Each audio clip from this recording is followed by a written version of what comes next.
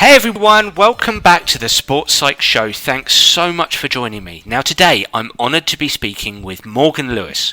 Morgan, welcome to the Sports Psych Show. Hi Dan, pleasure to be here. Pleasure to have you on. Why don't we start by getting you to introduce yourself to the Sports Psych Show audience? Okay, I was a professional footballer way back in the day of Harry Redknapp's first managerial position at Bournemouth, which is my hometown, and they're the club whose results I always look for first still. I've had two careers since then, really. One is in the English teaching profession, and there's some relevant things in there that may come up when we chat. And then also a big turn off sideways into the pharmaceutical world, or the healthcare world, which is working in healthcare communications and using behaviour change theories to create interventions that help people to make better decisions. Sort of think the nudge unit, and nudging people to making better decisions. So those are the sort of the areas of my professional life. And then sports-wise, apart from the football, I've been a keen bike racer. I don't race anymore, I ride a lot, but bike racing was a big part of my life. And then table tennis. So it took me by surprise, but I became a very keen table tennis player very quickly. And then that morphed quickly into coaching the juniors, the elite juniors at Brighton Table Tennis Club, working on mindset skills. So that's become the whole area of mindset skills and managing yourself in competition and in training has been is probably the most important and most enjoyable aspect of my life right now. Well, it would be remiss of me not to return back to your playing days at Bournemouth. I'd love to know about your experiences, and whenever I speak to somebody that has a rich history of competing in sport, playing sports, participating in sport, I usually ask them how when they reflect back, how good they think they were mentally. So on a scale of 1 to 10, I'm sure we'll be talking more about scales because I know you're a big solution focus fan. On a scale of 1 to 10, how good do you think you were on the psychological side of things as a pro footballer, as a pro soccer player? And what were you good at? What could you have improved? Okay. I would score myself very low. I'll caveat that probably, but I'll score myself low. I'll put myself down as a 3. Okay. Especially once I became a professional, and then that's probably key. So before becoming a professional, when I used to play for school, representative teams, and the youth team of the club as well, to some degree, no, to a strong degree, I was much more spontaneous, carefree, just loved the experience of playing football. And so in some respects there wasn't too much that bothered me. I could just roll with what was going on. I'd obviously have bad games and get down and so on, but I wasn't managing or carrying a heavy load that needed addressing. Whereas soon after turning professional and being sort of thrown into much more of a high-pressured and psychologically demanding space, and being surrounded no longer by peers, which of course at youth level you adjust with your peers, but suddenly having to work with people 10 years older than me. Some of them have been around the block many times. Some of them would, bite your leg off if they saw you as opposite who's getting the next contract for that position. Yeah.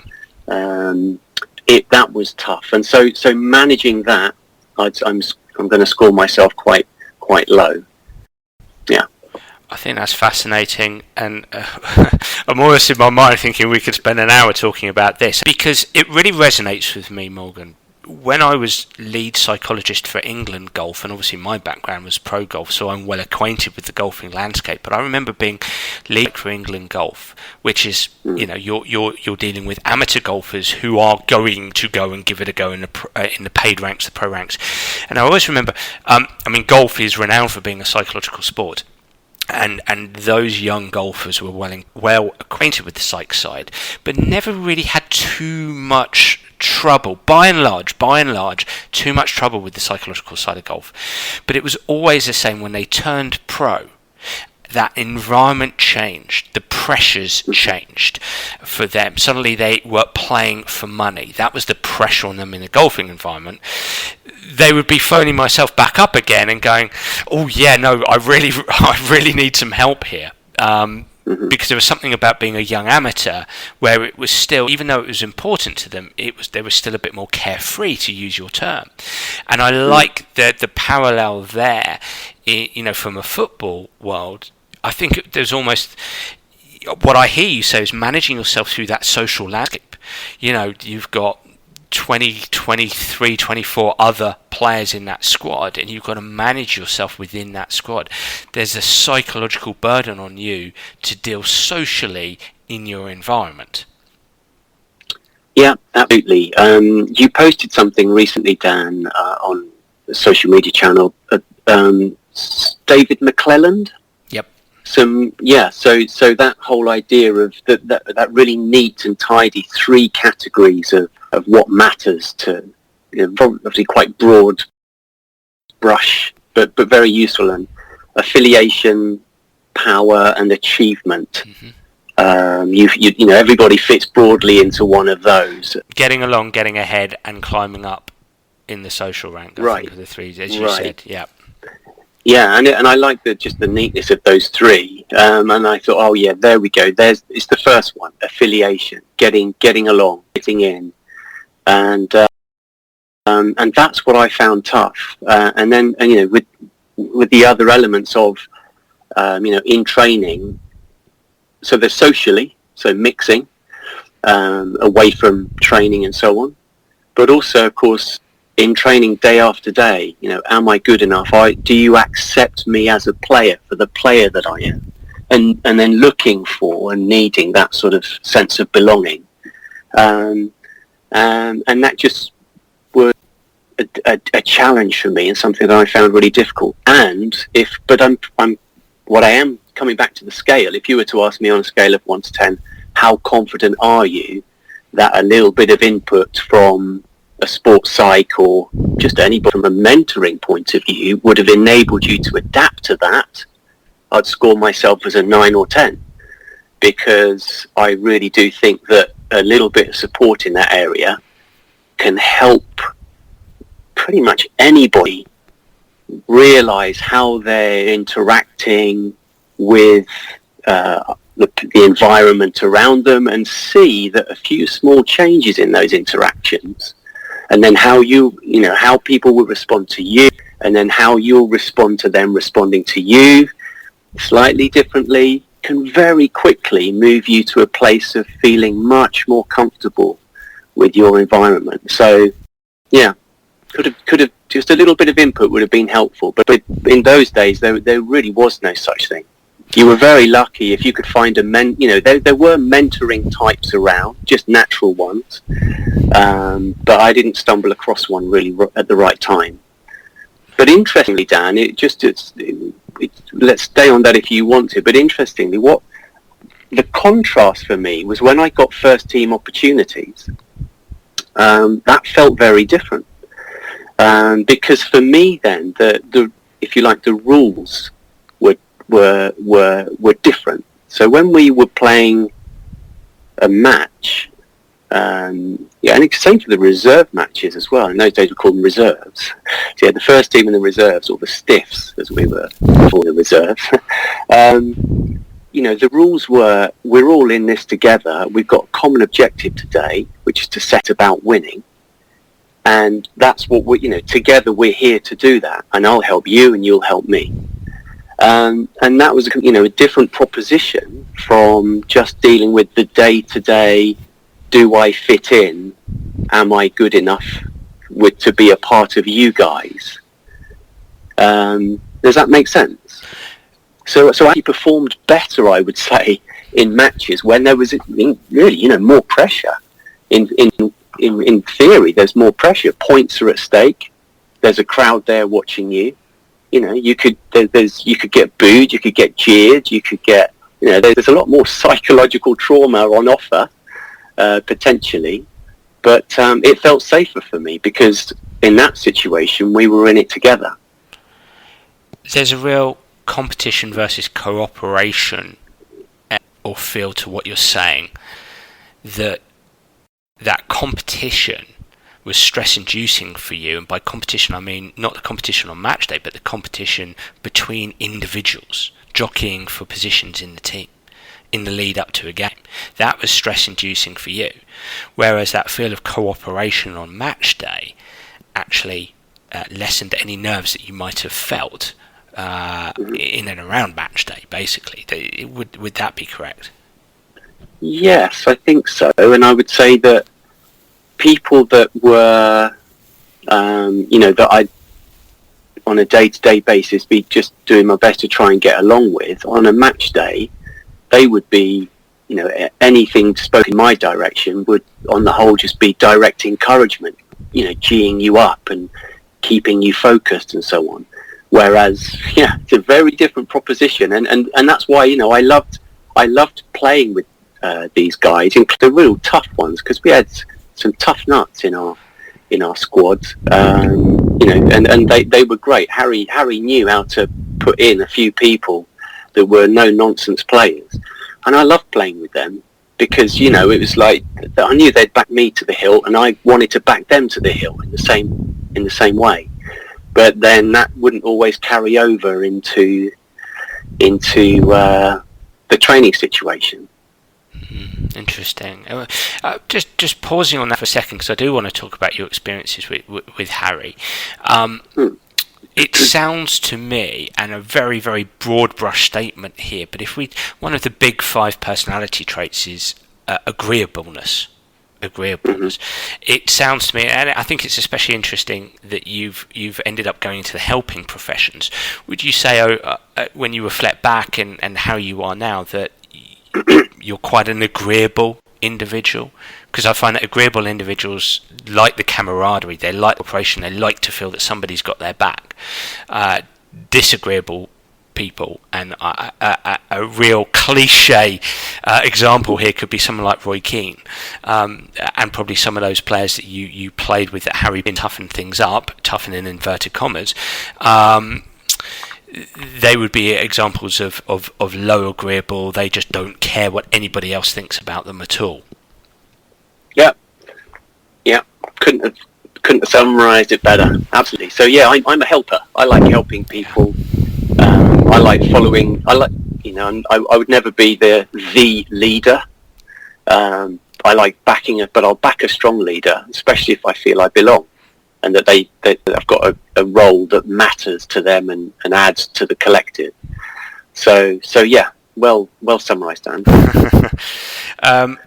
Harry Redknapp, you played under him, and I've had a short period of time working with Harry Redknapp. I'm sure 99% of people listening to the show will know who Harry Redknapp is. An iconic English manager, could be construed as old school in his style of management. What was that like?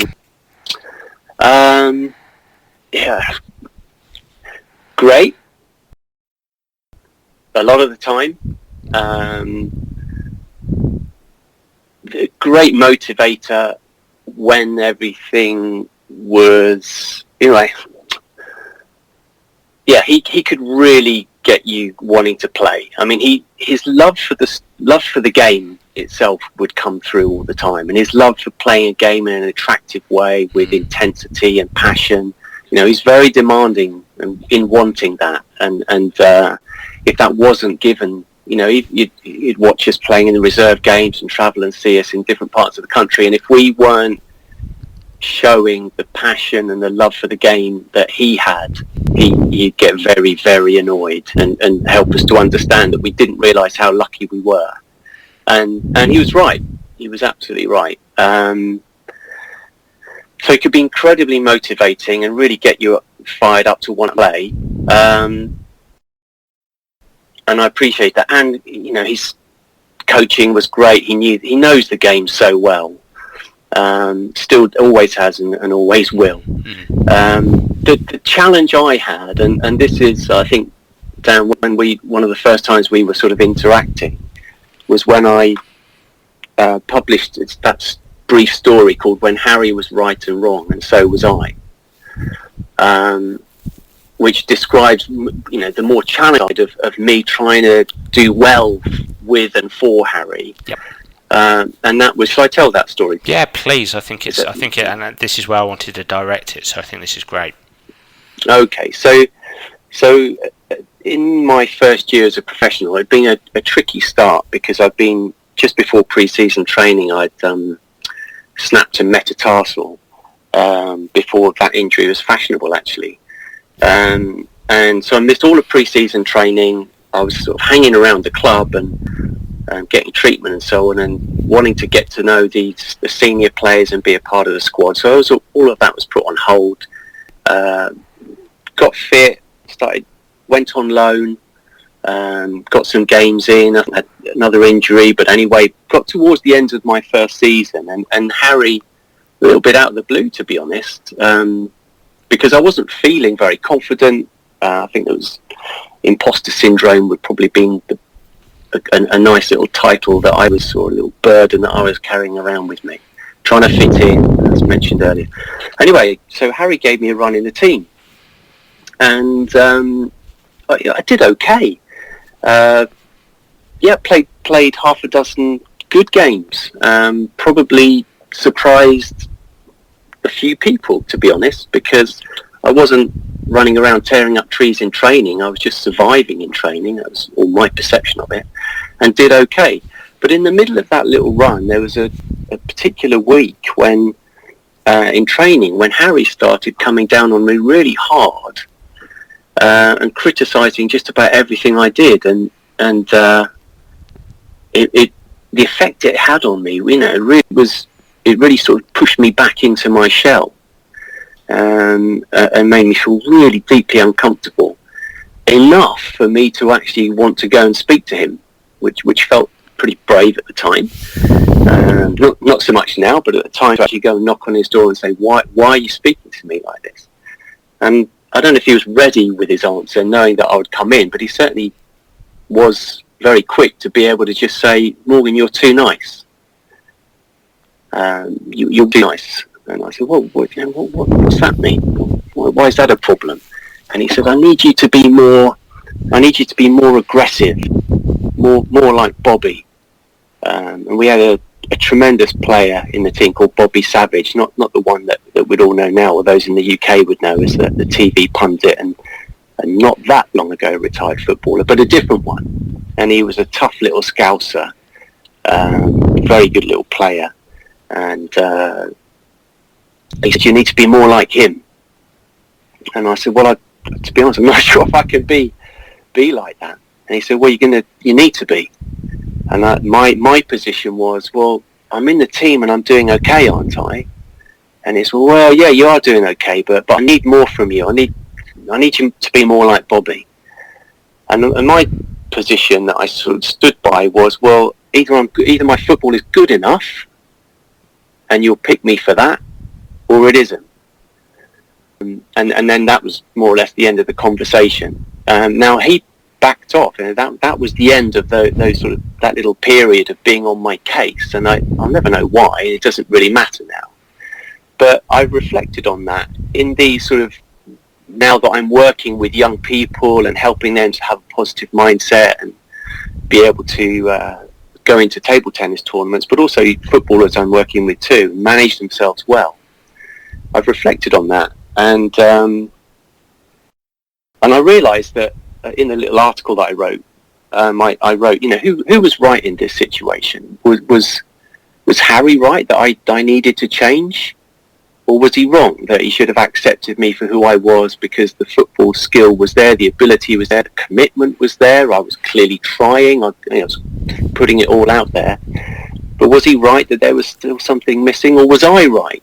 That I was saying that accept me as I am, I'm good enough. And then on reflecting on it, I concluded, well, he was right, but he was also wrong. And I was right, but I was also wrong. So Harry was right, because from his perspective, he was looking at someone who, was worthy of his place in the team. But Harry's perspective was, he needed to see in me, we can play with a few words here, but whether aggression was right, I don't know, but he needed to see a desire and an intensity, and whatever his idea of that kind of resilience, a winner mentality, he wasn't seeing that. And of course he needed to see that. And so for me to say, for me to deny that, would be for me to say to him, Harry, you don't need to see that in me. The fact is, he does. He picks the team that he thinks will do the job. And if he needs to see that, he needs to. So he was right. He was right to speak to me. He was right to ask that from me. But he was wrong in the way he went about it, which was to kind of wind me up, goad me, see if I'd come out fighting, gloves off, here we go. It was never going to work, because I was already operating on a level of, do I really belong here? How do I fit in here? And so really all that did was make me think, well, yeah, I really don't belong here. This isn't the sort of place I'm going to thrive. I wasn't thinking that consciously as far as I can remember, but on an emotional level, that's how I was responding. So, but then for me, was I right or was I wrong? Well, I would say that I was right. All I knew at that time, the best I could be, was that person. I didn't know about any other way of being. So, and I needed to be the best me I could be, and that was the best me I could be. And the way I'm built is, I'm just not. I'm not going to respond to being, pushed around, knocked around. Well, that's certainly not going to bring the best out of me. In some situations, maybe it would. We're not always the same people all the time. The dynamics can shift, of course. But so in that sense, I would say I was right. But in another sense, I would say I was wrong. Because if that's what Harry needed, I needed to find a way to adjust enough for him to be able to see what he needed to see. And then if we get to talk about solutions-focused stuff in a minute, the dynamics then change. So I respond differently. Harry then responds to me slightly differently. That makes me respond to Harry differently. And then suddenly there's a different dynamic. The world has changed slightly, and we can then proceed from there. So, yeah, I'm sure that he must have evolved, and the way he's worked with different players over the years since. There'll be players who would tell you they'd run through walls for Harry because of the way he worked with them. And I wanted to as well, but the way he handled me at that time wasn't the most optimum way to bring the best out of me. But hey, I needed to change too. So we were both right, we were both wrong. The complexity of human beings, and I think that, if I was to ask you this question, knowing what you know now, if you could put yourself into the clothes of Harry Redknapp, into the world of Harry Redknapp, and you had entered that room and wanted to know what was going on, how would you have dealt with you? Oh, that's a good question. How would you have gone about behaviour change? I think I would have wanted to establish a foundation of psychological safety. I think I'd want to establish, Morgan, you're part of the plans here. I've got a squad here. The reason you're in this squad is because of these reasons. These are the good things that I see that you bring. There are other things that we need to nurture. Some of them are technical, and we've still got a lot to learn. But don't worry, that's what we're here for. But for you to become an integral part of this squad, and for me to be able to pick you regularly, there are some other things that I'm looking for from you. And these things are intensity you play with, your ability to show disappointment when things, when things aren't going well, because I was just, you couldn't see what I was necessarily thinking or feeling. So to be able to show that, and to be able to show that you really care, because I believe that you do, otherwise you wouldn't have got this far. So I think it would have been putting in this platform of, these are the reasons why you can feel safe and why you can, we're committed to your progress.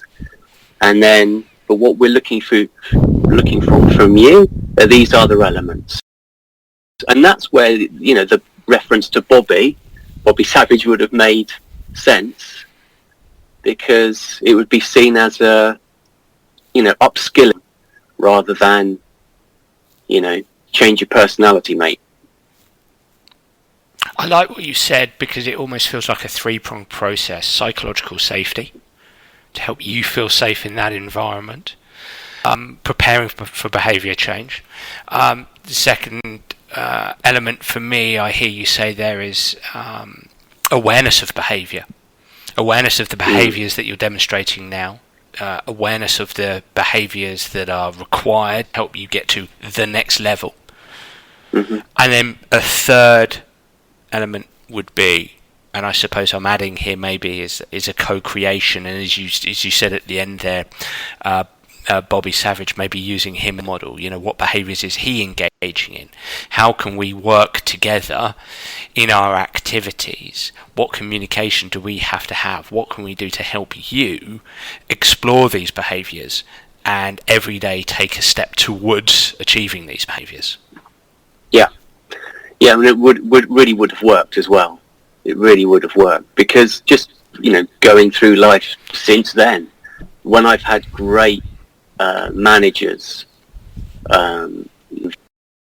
various roles that have worked in that way. Okay, let's work out together between us what the next steps for progression are. I just know I respond really well to that, and it works both ways. If somebody commits to me in that way, then I want to do a great job for them. Yeah. And as you're speaking, you're using the term we. I'm thinking of Professor Sophia Jarrett's episode on the Sports Lake show, the coach-athlete relationship. And it's, as you're saying, what I love about your article is you're not attributing blame on a manager, on Harry. Not at all. And I think that as well, you're talking about a time where there were limited resources related to the psychosocial side of things. There were limited resources. And if there is such a thing as an old school mentality derives from a lack of resources. So people just didn't know back then of alternative approaches. It was just point out what you're not doing, this is what I need, go and do it. And there's very much that external locus of control, that attribution of, well, the player's got to go and do it. And I suppose what we know now is, well, can we both have an internal locus of control? Can we both commit to this project and commit to the notion of we're both responsible here? It's me the coach, it's us the coaches, it's you the player, it's you the players. We're all in this together, as you've mentioned there with managers that you've had latterly. We're going to co-create solutions. Yeah, absolutely. And that, coming back to your question of how would you have handled yourself differently if you'd been the manager in that situation, it really, the thing that he was looking for, I did actually have that within me. When the ingredients were right, I would say, a mentally tough competitor.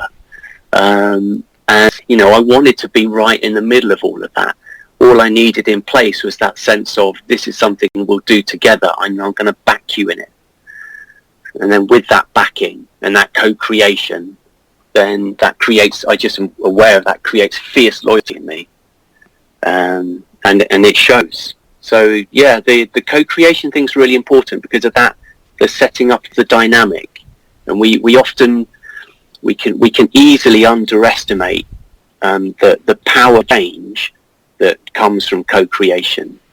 We see that in motivational interviewing, that again, that emphasis on co-creation that can bring about more change than you would, surprising change, without even necessarily the intervention that, it's not necessarily the intervention itself that's put in place that does it. It's just the very fact of the co-creation that is the intervention. That makes sense. Yeah, absolutely. And especially, that co-creation is especially important for somebody who's high agreeable. Somebody who is... Exactly. Yeah, somebody who's quite altruistic, who's quite compliant, who's quite modest in their approach, who's probably more towards tender-minded than tough-minded. By tender-minded, I mean caring about others, caring about what they think. And that's where, for me, personality dimensions actually matter. And I understand personality is complex. It changes from situation to situation, environment to environment. But we do have typical responses. And if your typical response is to be on the higher side of agreeableness, then that co-creation is so important, in my opinion. Yeah, I agree. And then the converse is true, isn't it? That low agreeable, try to co-create with somebody who's really low agreeable, it's probably going to end up with a bloodied nose somewhere along the line. Well, I think, and I do want to move on here, but I think with the low, I think this is interesting because often in my job I'm asked, coaches want to have a conversation with me about tough to coach players. Again, we're going to use those inverted commas, tough to coach players, or uncoachable players, as somebody might say. And often it's because they're low agreeable. They're low agreeable. They know their own mind. They know how they want to go about being the best that they can be. And in many respects, as you're mentioning there, Morgan, it's not so co-creation. It's empowering players to come up with their own solutions. It's going through a form of questioning, finding out what this player believes is the best way that he or she can get from point A to point, and then holding them accountable for doing those things. And it's that holding of it's that accountability that's important, because it's going, hey, look, you know your own mind, you know your own game, you know how you want to go from point A to point B. That's great.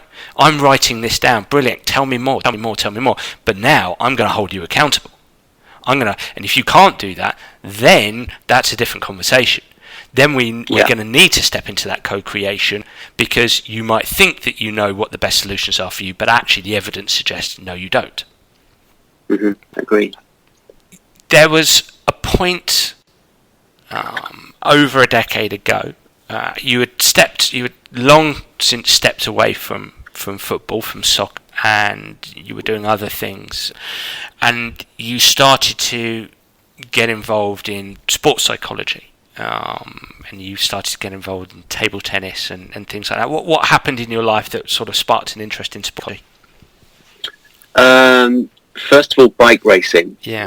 Bike racing is hard. It's really tough, physically and mentally. So I was trying to become the best bike racer I could. I was already past 40. I was fighting almost a losing battle, racing against younger people.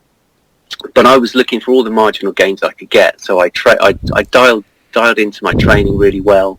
My nutrition, I became almost like an amateur professional nutritionist, understanding that area really well. And then the one area I thought, well, what else can how else can I get faster? And then I came across Steve Peters through the British cycling setup, and I thought, Steve Peters worked with Bradley Wiggins. Oh, did he work with Bradley? I'm not sure. He certainly worked with Chris Hoy. And Victoria Pendleton. I think Bradley Wiggins was the one person who said he wasn't too keen. He said no. Yes. Yeah, that's right. Yeah, I don't need that. Probably agreeable. Sorry, Brad. So I read The Chimp Paradox, and I thought this is brilliant. I love the idea, the simple idea of managing your chimp, and but it didn't make me any faster on the bike. I have to say. The thing about the mental thing you need to be on a bike is the ability to suffer pain for as long as possible and ignore it. If you've got that, then you've got a chance.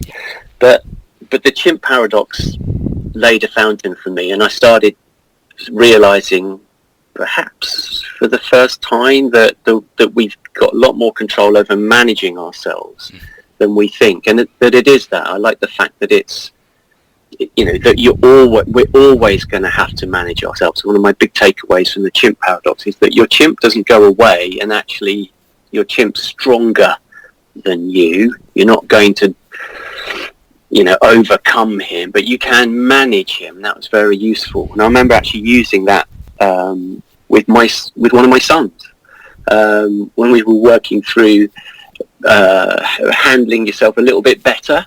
So we looked at that together, and I'll never forget the day when he actually said to me, when I probably wasn't managing myself that well, and he said, "Dad, that's your chimp. That's your chimp, that is, Dad," just spontaneously reminding me of managing myself better. So it started there. And then when I played table tennis, and that only happened because a company I was working with had a table in their office, which is the trendy thing now for large offices. And I started playing table tennis, and I was quite quickly quite good. And then I joined the Brighton Table Tennis Club. And I was punching above my weight. I was able to beat players who were technically better than me. And I think, I was becoming aware, why am I able to do this? And I was aware that I was really good at focusing. And if it actually came to matches, I relished the intensity of matches, whereas I could see that the people on the other side of the table were swallowing hard, getting distracted,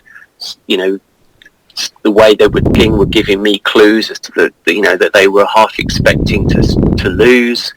And so all of the being in this environment, and the great thing about table tennis, your opponent, you can almost touch them, and there's only one of them unless you're playing doubles. There's a lot of there are, every time you pick up the bat and play, it's a case study in sports psychology right there, because you've got the evidence in front of you on the other side of the table.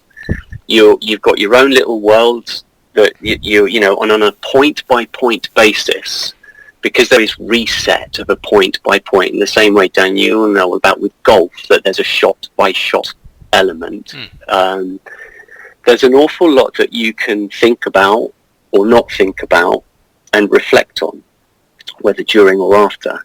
And it was at that point that I was really interested in the fact that I could focus, shut out distractions,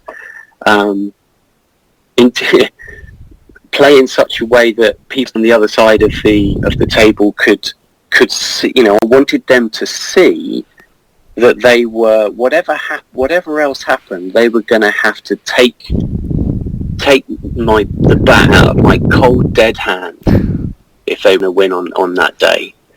And I became very interested in that, and that started reading widely. And at the table tennis club, one of the guys there's a head coach, Pedro, and then it's Tim Holton, who runs on a day-to-day. And we were talking about why I was punching above my weight. And I said, what do you see when you watch me play? This was a conversation, Tim. What do you see tells you that you can see that I'm operating sort of in a level that's impressing you? Solutions focused type question. And he said, well, I think you just believe, don't you? You just believe that you can. And I said, well, I do. And I said, the thing is, I believe if I can win 1 point, I can win any point.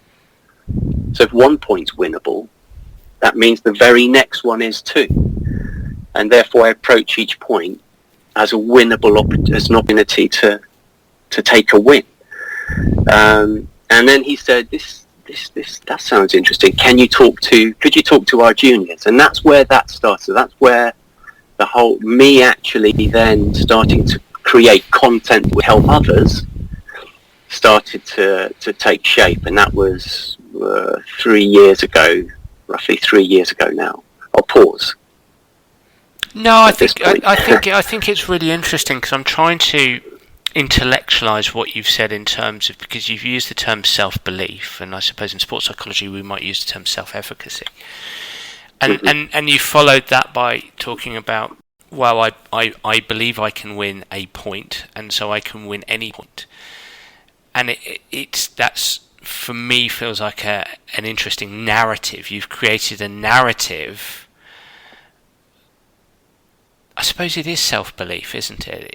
It's a narrative of attention as you compete. That's for sure, in my opinion. Now, this is how I'm translating it. Being a typical sports psychologist, just trying to get to the nitty-gritty of what you're saying. I know I can win a point, so I can win any point. I know I can win a point, so I'm going to place maximum attention on every point. I'm not going to let that slip at all. Feels like the meaning related to the narrative you've created. So when you've got that meaning, for me, first, it almost drives attention, focus of attention, when you can be over and above self-belief. That's kind of and I don't live in your world, I don't live in your nervous system, so I might be completely incorrect there, but that's how I'm intellectualizing it. But when I pay attention on every point, I perform better on every point. When I perform better on every point, that makes me feel better, and so I have more self-belief. I'm almost going in from that perspective, rather than, well, you just believe in yourself. It's like the belief has to be based on some form of narrative here, or past experience, and it feels like it's not a past experience, it's a narrative. Sorry, I'll let you come back there. No, that's good. That's really, really good, because and the way I can make sense of that and add to it is that because I'm paying attention to the possibility, the believing in the possibility of winning the very next point, it means that I'm not paying attention to things to distractions that I could be paying attention to. It's a very narrow focus. So I don't pay attention to the score.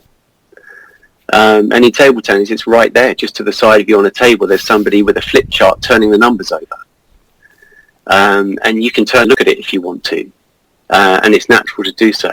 But yeah, you're absolutely right. It helps.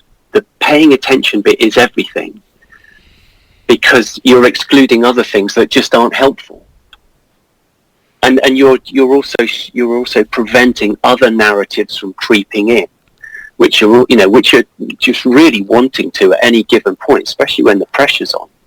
Can I tell you a story of a recent one? So before we were all shut down from playing in a league match earlier in the year, and we play in teams of 3. So you turn up and play, everybody plays everybody once, and there's a doubles match at the end, which means there are 10 matches. And if you've won more matches as a team than the other team, then you've won that night. So I played my first 2 matches. One of the players I'd never beaten before, and I beat him convincingly, playing exactly the way I wanted to play. Really satisfying win.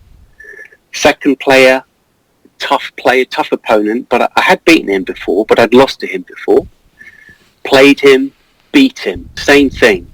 Really on it. A game was on, out there. Really pleased with myself. My other teammates were doing okay as well, but I was dominating, felt great. Third game, their weakest player by far, and I wasn't aware that I'd got a complacent attitude. In fact, I told myself, okay, don't be complacent. You need to approach this in the same way. It didn't go that way. His slightly funky way of playing undid what my sort of distance wasn't working, and I lost the first game. And sort of raised eyebrows a little bit from my teammates on the side, and we all know we can lose a game, and that doesn't, you proceed. It's best of 5.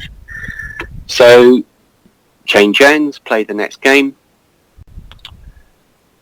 Really struggling, nothing changing, in real danger of losing this game, and then you're under a lot of pressure. And what was great was that I became aware of the story I was starting to tell myself, which is more roughly this: I know what the guys on the side are thinking. my teammate are thinking, what's wrong with Morgan? He's not going to lose to their weakest player, is he? Yeah, that's what they're thinking. And what are my opponent's teammates thinking? Well, they've suddenly got a little bit perkier and a bit noisier, a little bit more coming from there. They can see a shock on the cards here. And I could hear myself telling this story, including when this score sheet gets back to the club. We take a photo of the score sheet and then WhatsApp it over to him.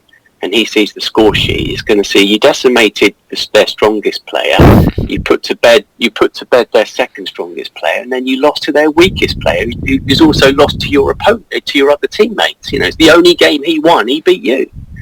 And I was beginning to create what's the reason I'm going to give to Pedro for that third result. All of this was actually going through my head during that period, and this was an opportunity for me to be able to do or take control in a way that I've been working with the juniors to do. And Dan, you know, you so much of your work has been helpful for this. So here was I don't know if it was an ant, I don't know if it was an automatic negative thought, but it was certainly a negative thought that needed to be noticed and stopped. I noticed it, and I took a little step away from the table, dropped the ball deliberately and let it roll away so that I could go and just have a few seconds going to get the ball.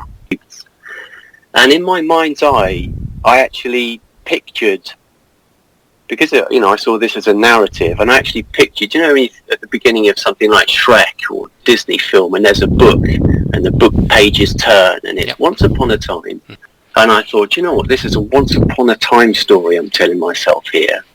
And you know, in my mind I just closed that book. And I said, that is not the story. That is not the story that is going to be told about this evening. And that book is closed now. The story that, if there's a story to be told, it's going to be the story of Mr. Stubborn. I don't know if there was ever, you know, the Mr. Men series. I don't know if there ever was a Mr. Stubborn, but I created it there and then. I said, I can't, for whatever reason, I'm not playing at my best right now. But if there's a story for tonight, it's going to be, this match was all about Mr. Stubborn. I refuse to allow this to be dominated what's happening. I'm going to dominate myself, get control of myself as Mr. Stubborn. And if I lose this game, it will be, well, at least I was stubborn. And I'm happy to say I did turn the game around and I ended up winning. And I guess I kind of won ugly, to put it in a typical way of describing it.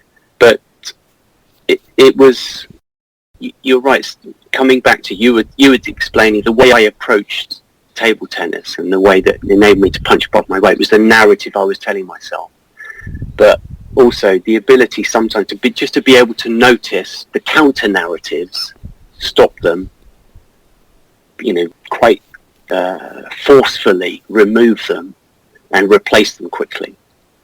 I love that story. It's one of my favourite stories so far on the Sports Site show. I suppose I'm going to be a bit guilty here of using my own colloquialisms, but what I heard you say there was that you did have, you mentioned this term ant, and I talk to people, to players, about ants, automatic negative thoughts, and potentially squashing ants, and there's all kinds of ways to squash ants. And I do actually think you sort of question whether they were. I think, you know, for me, Morgan, thoughts happen to you. They arise, they emerge as the scene unfolds in front of us. And that narrative to me sounded like a bunch of ants with relation to what you were trying to achieve, what your objectives were, was to beat this guy, and you were having a great deal of doubts, ants in the shape of doubts. And that was probably impacting your physical functioning and your performance. Possibly, probably. It sounds to me like you talked to yourself, and specifically it almost sounded to me, in fact it's not a case of almost, you created a game face, what I would call a game face in that moment, Mr. Stubborn, and a narrative around that. And I loved that self-talk, that narrative, taking charge of yourself. I'm going to take charge of myself now. I'm going to own myself, and that's a narrative I put to players that I work with, that they should be having that kind of narrative, the number one narrative that they should have. So I love that. That's that sounds like a real taking charge of yourself moment. It's a great mental skill, using mental techniques to be mentally skillful in that moment.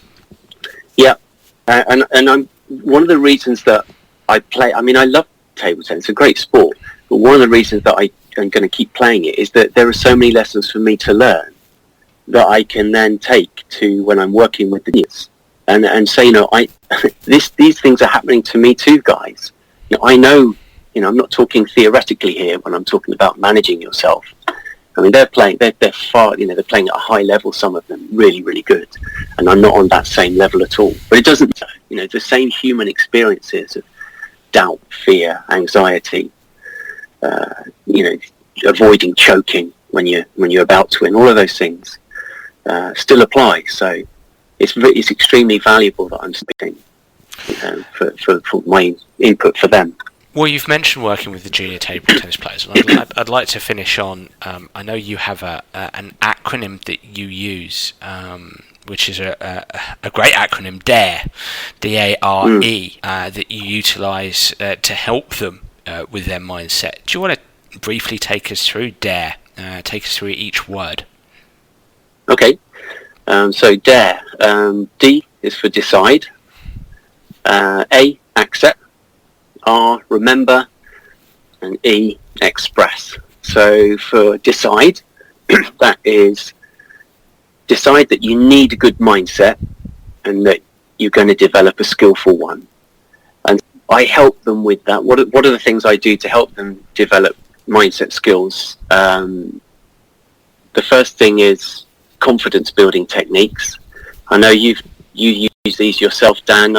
I came across them through the solutions focused work and the training that I've had, but also know that you use them too. So using, questioning the lads and the girls with what's going well, why are those things going well? How are you making those good things happen? What does it feel like when you're at your best? Also, so we do me at my best a lot. We also do me in my dream game as well, which I know that's one of your favourites as well. And I find that useful for helping them to get in touch with what's the next level for them. Because I think that often people are actually, we know that people at times are actually touching what is the next level for them, but they're not necessarily even are. So quizzing them about their dream game helps them to interact with and begin to see more clearly what the next level is for them. So we do that as well. So we do confidence building as a technique for increasing their mindset skills. But we also use what you, Dan, got this directly from you, mindset statements and game face. Mm-hmm. So using language to describe, this is who I am, I play. Mm-hmm. This is my, I commit to being this, being these things. I'm alert, lively. We've got a lovely visual that we use of a lioness stalking her prey head on. So the lioness has come towards you, and we spend time talking about what she focused on, and then some of them adopt that. I'm a lion. I'm focused on what I want. Anything to left or right doesn't matter, so on. So we do that. So, and then we do again directly from you, Dan, squashing ants, which is so valuable to them. So just young teenagers being able to recognise that thoughts come in, and that there is something they can do about thoughts coming in. It's a huge asset for them to be able to take on board. So that's the decide element. Decide you need a good mindset, and decide to develop the skills that will give you that mindset. Then accept. A lot of things for accept, but I sort of break it into two things. That there are things that you need to accept if you're going to make progress, and there are things that you need to accept in your match and tournament situation. So if you want to get really good, you need to accept things like making mistakes is okay. It's natural. If you want to get better at something, you're going to find that progress comes with having to deal with errors, things, 2 steps forwards, 1 step back, that whole area. Accept that progress isn't just going to happen in a straight line. Accept that you're sometimes going to feel uncomfortable things. Anxiety, disappointment, fear, that's part of the deal for getting better. Just accept it. It's okay. It's acceptable. And we've built a very psychologically safe environment with the juniors where it's okay to be able to express, I'm anxious. This makes me anxious. When that's okay, it's natural, it's normal, and we'll help you manage that. Accept you're going to have bad days to the extent that you're going to want to quit. If you're prepared and ready for that, then you can ride that a little bit easier. And accept that some things just take time. Be patient. This is you're on the journey to becoming really good. You've said that's what you want. It does take time. So don't worry if it's not instant or as quick as you think it should be. And then we've got accept for your match or in your tournament. And these are actually some of my favourites. Accept your opponent. Accept. So they'll arrive at the tournament. They'll have a look at the list to see who they're playing. They say, I'm up against the number 15 in the UK. How are you going to respond when you see that on the start sheet? And so we're strongly encouraging, accept it. If you're number 95 in the UK and they're number 15, okay, here's your opportunity to. This is a foothold for you to make progress. Accept it, relish it, embrace it. Accept your surroundings. Think about the footballers often as well. You're just playing away. You're playing in an unfamiliar stadium. Your surroundings feel, they just don't feel right. And you can, if you're not careful, those thoughts can already come in. You're already a bit nervous. Your environment makes you think, this doesn't feel right today. I don't feel right today. But no, accept your surroundings. This is your playground. This is you. Own it. Accept it, embrace it, and own it. Go and play. Accept bad luck. Neck cords, ball hitting the edge of the table, hits your thumb when you're trying to play a shot, just nicks your own finger. Bad luck happens. Accept it. Get ready for the next point. Let it go. Accept you're going to have bad days. But also that you can have a good bad day. So I love talking about you can't always play a 9 out of 10 match, but you can play a really good 6 out of 10 match. But accept that you're not the best, and then work with what you can do. So there's a lot there for accept. Remember is actually a lot shorter. Remember what you decided. So remember, the acronym starts with D for decide. Well, remember what you decide, because you are going to forget, and when the pressure's on, and when things aren't going so well for you, you can quickly go into free fall. So remember what you decided, that you're going to have a positive mindset, you've got some draw on. Use those skills. Don't forget. And then we also have the simple one, remember to breathe. Just remember to breathe. Drop the ball, let it go to the other end of the hall if necessary. Take a few deep breaths, come back, reset the next point, but breathe. And then probably in many respects the most important one of all, express. Express yourself. Because at the end of the day, you do this because you love it. You do this because you love the way it makes you feel. When you play at your best, it's one of the best feelings you know. So we always want to make sure, and these are children anyway, no one's paying them to play. This is, some of them, we want them to have a love of the sport that they'll carry on far and as long as possible. So we want them to express who they are through their table tennis. So we spend time asking questions like, what do you love about this sport? What do you love about yourself when you play this sport?